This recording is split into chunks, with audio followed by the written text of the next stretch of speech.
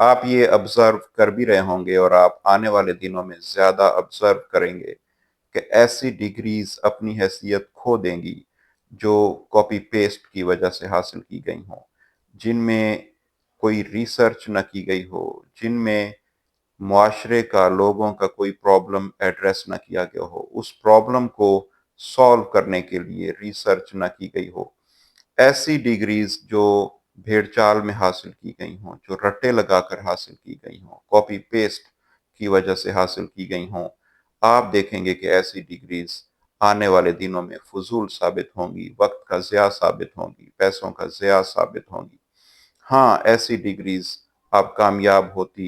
ہوتا دیکھیں گے جو حاصل کرتے ہوئے ریسرچ کی گئی ہو، لوگوں کا، سوسائٹی کا کوئی پرابلم سالو کرنے کے لیے ریسرچ کی گئی ہو، لوگوں کا کوئی پرابلم ایڈریس کرنے کی ٹیکنیکس بتائی گئی ہوں، ان پر ریسرچ کی گئی ہو based on real facts and figures.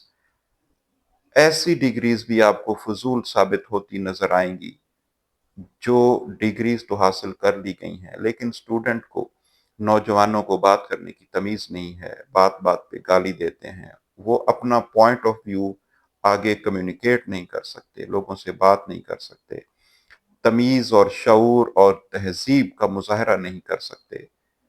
لیکن ڈگریز رکھتے ہیں، بڑی بڑی تعلیمی اسناد رکھتے ہیں۔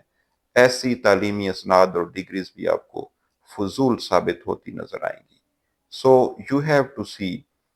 آپ کس طریقے سے ڈگری حاصل کر رہے ہیں، کون سی ڈگری حاصل کر رہے ہیں، کیا آپ جو ڈگری حاصل کر رہے ہیں کیا اس میں آپ ریسرچ کر رہے ہیں،